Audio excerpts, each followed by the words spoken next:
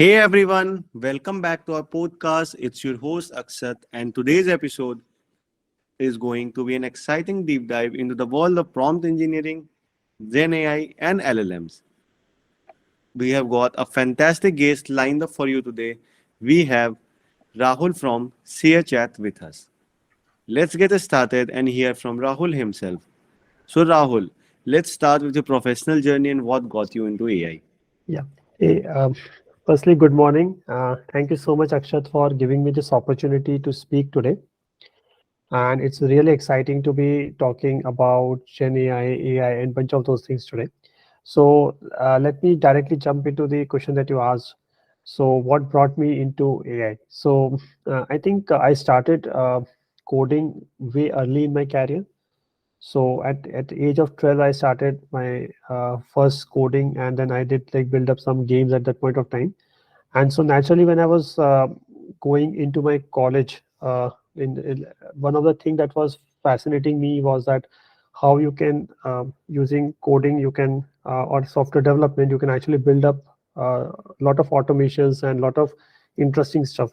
And I think this is kind of 90 year of 98 where internet was still happening. Mobile hasn't happened. Like the iPhone kind of mobile hasn't happened. So, and this like I was fascinated initially with a lot of this virus development and then automatically figuring out building antiviruses and so on.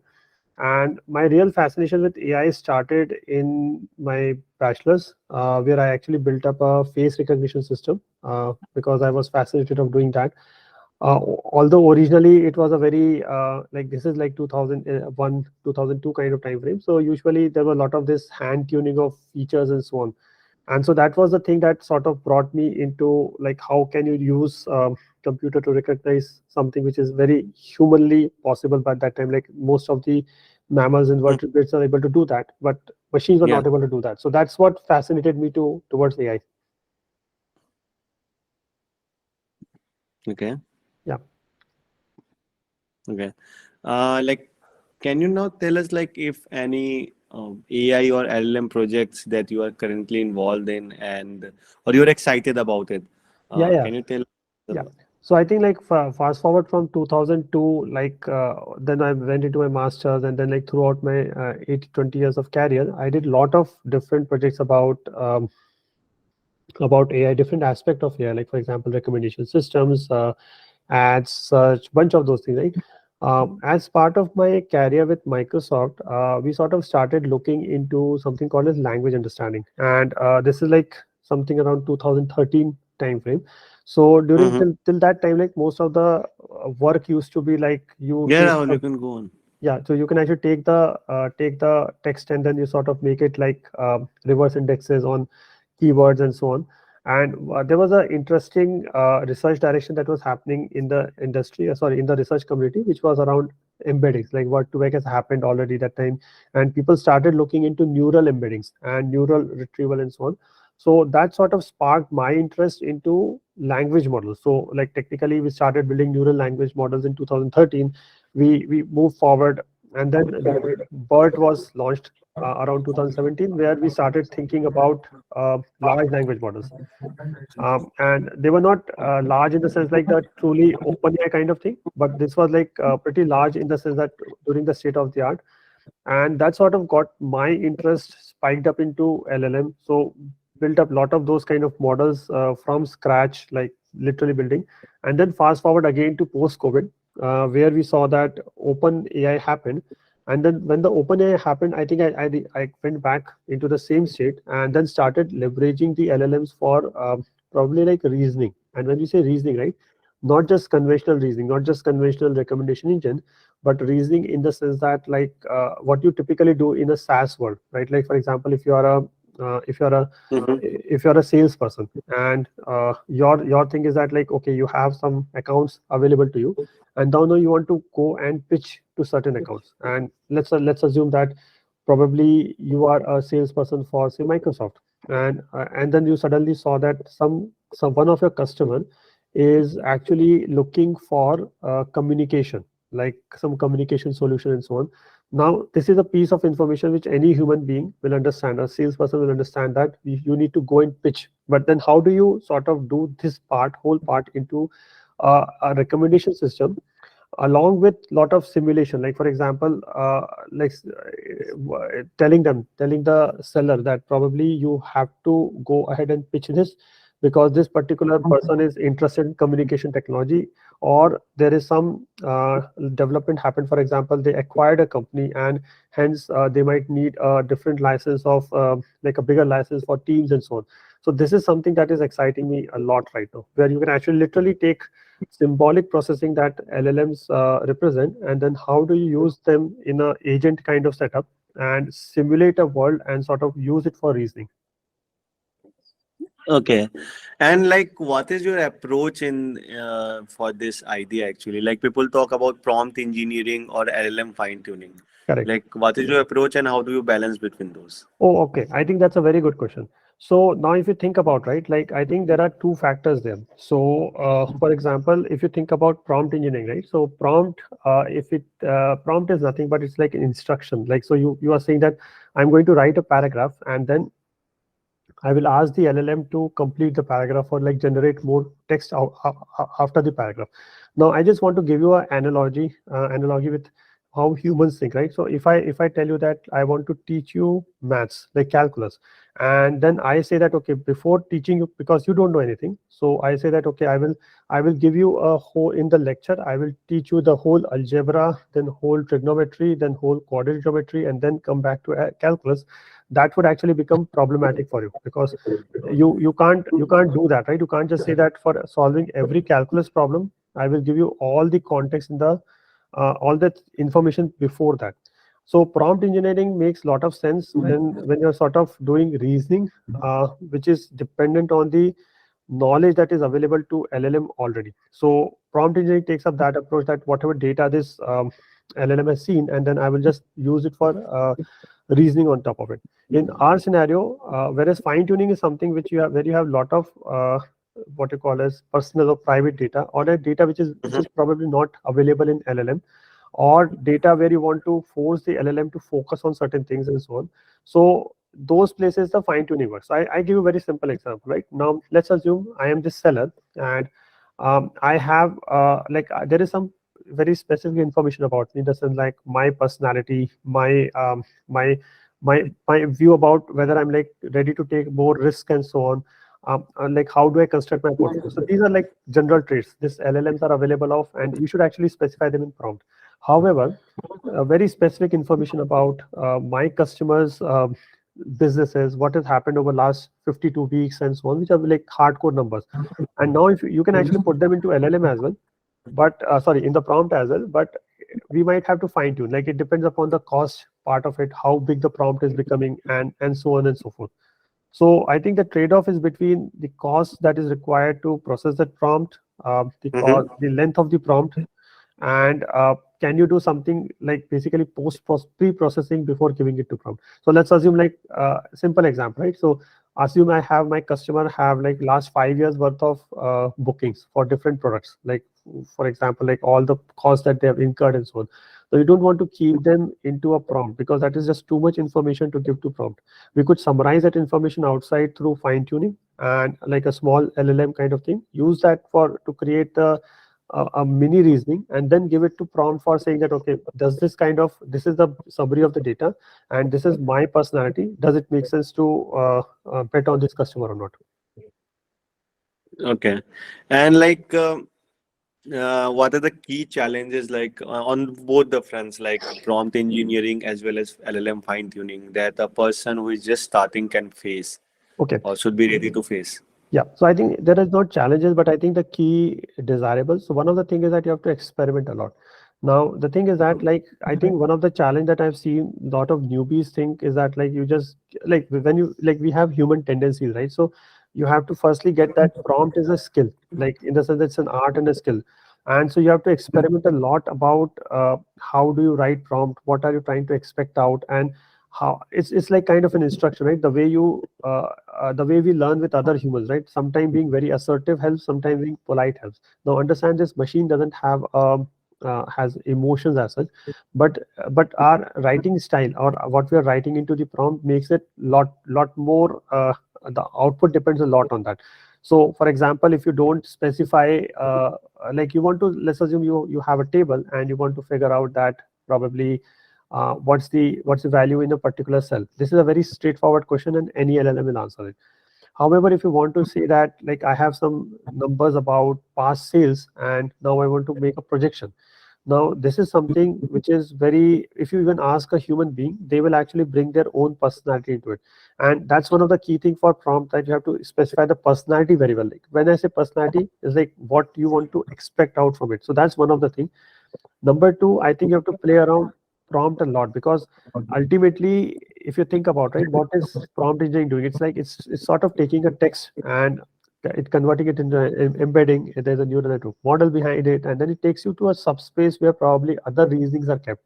So how do you navigate this space is very important. Now there are people who can actually get it through like, I don't think anybody understands the underlying neural network that well, but there are a lot of techniques about what we have started seeing. Like there are techniques about reinforcement, there's techniques about giving some examples, there are technique about self-learning. So those, like learning all those techniques from which is happening, is one of the key thing. Now, when we move to fine-tuning, the same thing. Fine-tuning, again, there are a lot of techniques that are being available, lot of skills, lot of like practical advices people have given that you should actually incorporate.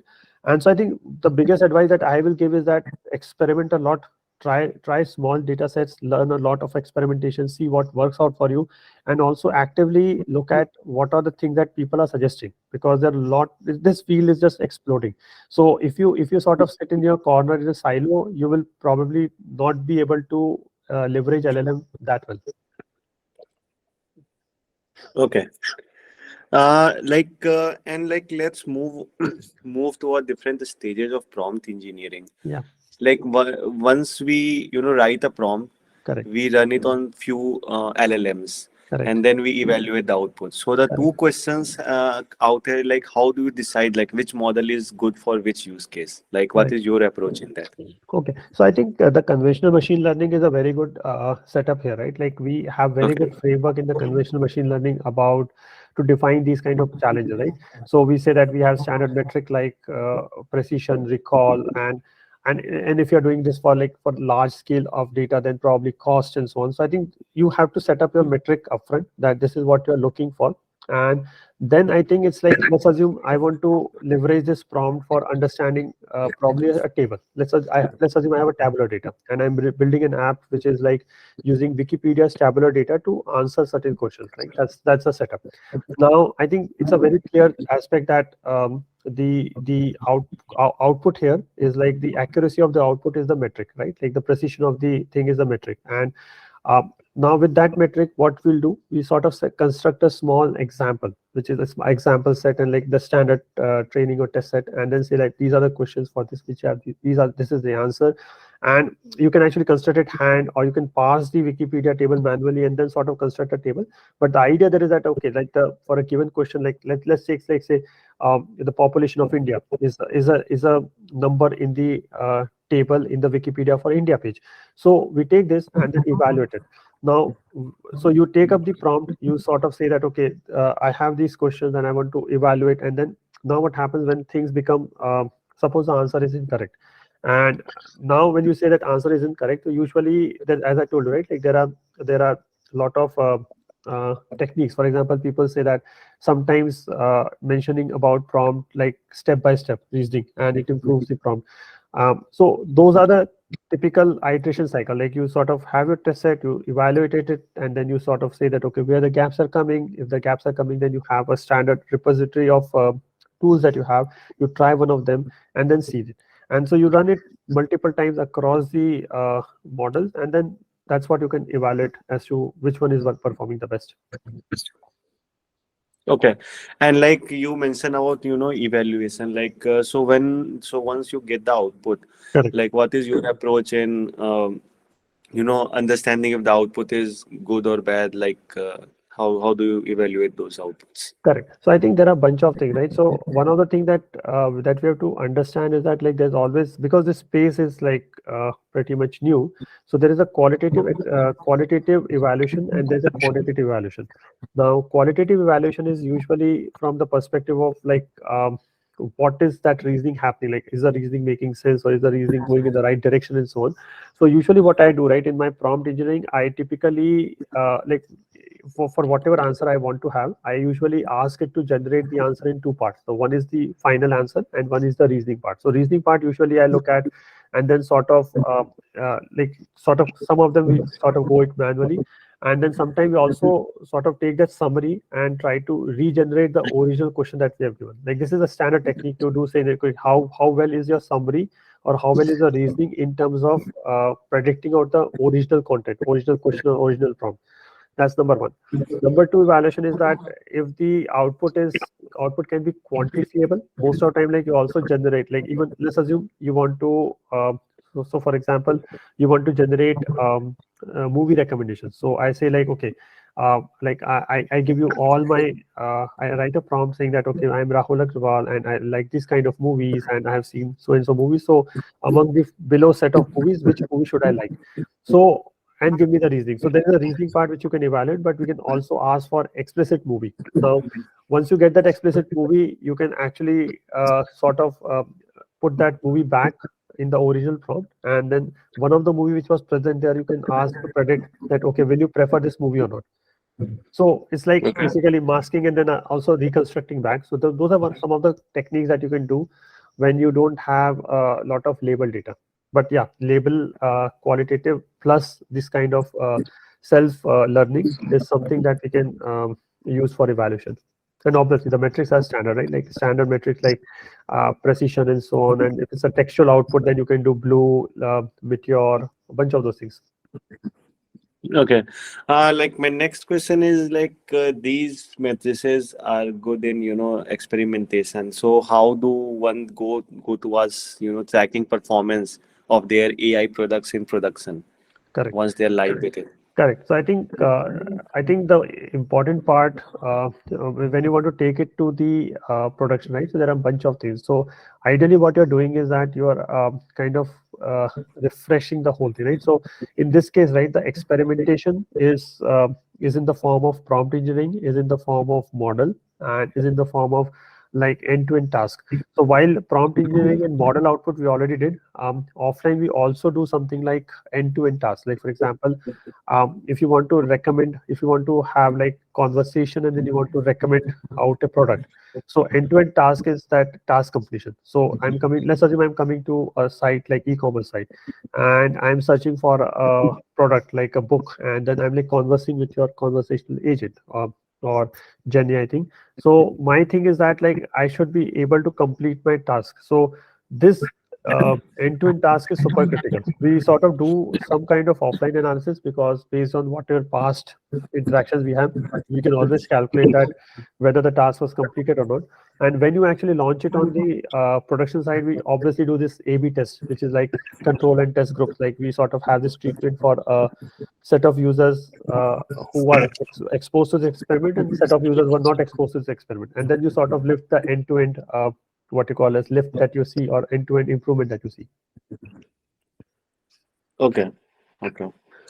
Uh, and like this is a very fast moving landscape, Correct. everything is changing so fast. So how do you ensure you are up to date with current information or changing trends of the field? I think what I do is that like there are two or three things I do. So number one is that I actually follow the archive. So archive actually has a lot of new research that is coming out. Then also things like there are standard channels on Reddit and LinkedIn that I typically follow, where people usually tell about newer technologies and newer kind of Git repos or papers that are coming. But yeah, I think I have learned one thing, that there is no point trying to beat the system. I think it's okay. Like as long as you're sort of getting to the state of the art in some fraction of time, it's fine. In the sense that like maybe you are like 20% at the speed of the development. That's also okay. You can't be 100% because there's just too much happening. Like every week there are like at least 10 different or 15 different techniques that are coming about LLM. And the part is that at least 50-60% of those are foundational. Like they're not just application. They're like they sort of tell you some kind of techniques that is useful in everything. Like just 9th January, there was a paper around how do you apply chain of thought kind of reasoning to table reasoning, chain of thought reasoning to table reasoning. So like, this is like if you're interpreting tables, it is like fundamental to any Gen AI product. And there are papers which are coming like every week. So yeah, you can't catch up, but yeah, you can actually at least keep a good repository of things that these are the things that I have to follow, these are the repos I have to look at it, or these are the blog posts I have to look at it, and then sort of just make sure that you keep moving on that place, on that direction. Okay. Uh, next thing is like many people are trying to get into this AI bandwagon or the Gen AI bandwagon. Correct. So what kind of a skill set a person should hone to be a part of great AI product team in current scenario? Got it. So I think there is like there are, I will share my opinion about it. So I think what is happening with this Gen AI thing, right? There is a very clear demarcation of things that's happening. So one dimension is purely on the foundational thing, like people who are building up these models, they're building up like building the whole LLM about multilingual, multimodal, like longer token length, speed, and all those things. So that's one bandwagon which is purely about core. Like you have, if you have like skills around core research or core ML kind of things, like core modeling, TensorFlow, ability to like play around with neural networks and so on. That's one kind of skill. Now, typically the skill, even there are two pieces of it. One is like very system centric kind of thing, like how do you do this computation efficiently? So like changing this completely, or like making optimizations. For example, I think few months back, Andre Karpati shared something that you can actually run some transformers on the CPU based systems and so on. So Lamon's CPU and so on. So I think that's one dimension, which is like hardcore system programming kind of folks who are very good at engineering, software engineering side of things, and making sure that things can run very efficient. The second folks are very good at ML modeling. So this is one bandwagon. The second bandwagon is that like you just assume that this LLM exists, and you just say that okay, fine, there is an LLM. This is kind of a engine that could help me. It's like an API. It sorts of I ask a question, it gives me the answer, and it can engage in conversations. And then how do I pose a business problem into this problem? And that is also very interesting because now let's assume you are sort of you're building up a system for probably like recommendation system for movies.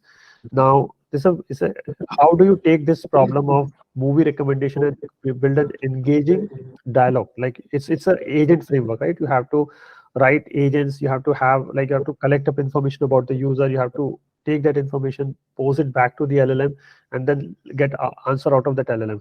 So that's the second skill. Now this side of skill is very dependent on like product understanding, ability to apply ML. Like although there is LLM which is there. LLM is nothing but it's sort of helping you to do given up a text and do a reasoning, but there's a lot of ML going still, right? Like how do you construct a reco out of it, or how do you do like apply vector DB? What kind of document should go in? How do you sort of figure out the neighborhood? So there's a lot of applied ML that can happen there. So if you're more in the applied ML, or you want to be more on the product side of things, that's a domain that you can work on that side, which is like using LLM for building up interesting experiences and interfaces.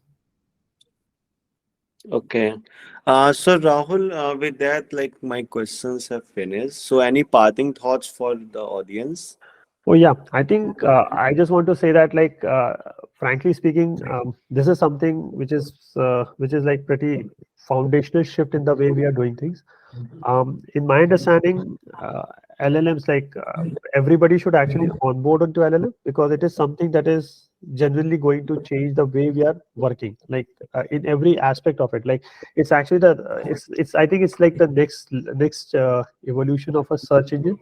And search engine was like you just ask a question and get the answer. This is like a conversation that you can build up. So it's good to jump onto this bandwagon. It is going to generally enhance your day-to-day whatever you do. Like for example, if you're a completely user of an LLM, it is going to enhance the way you operate, you work, and so on. If you're going to aspire to join like AI bandwagon, this is something is going to stay. Like this is like I can say like this is like supercharged word to vec. So there are a lot of disruptions that we sort of anticipate over next few years. Like a lot of things will actually get disrupted. There will be a lot of costs will go down. There will be a lot of interfaces that will be unified, where these things become unified. So I think we are sort of on a stage where we are moving away from constructing your own models, but rather trying to use like LLM as a platform, as a service, and then building up the higher level of reasoning on top of it. And that's where like a lot of work is required. So for example, if you want to make any interesting interface, for example, you want to make it for like your parents, and like how do you help them buy order things from online? So this is an interface that doesn't exist today. And probably if LLMs wouldn't have been there, I would have constructed a code for doing that, and then I have a UI and so on. But now with the LLMs and things like where LLM can actually interact to APIs and things like that, you can build a very interesting interface out of it, where your parents can interact on voice to something, and then you end up ordering them stuff from like Reliance and all those things, and you compare prices, and like there's like sky is the limit. So the idea there is that like I think having a open mind and sort of leveraging this technology, which is pretty exciting. Okay. So that's all for today, folks. Hope you loved listening to Rahul and had great insights from this episode. Please leave your questions in the comments and we will reach out to Rahul for answering those for you. Thanks for listening. Thank you so much, Akshat.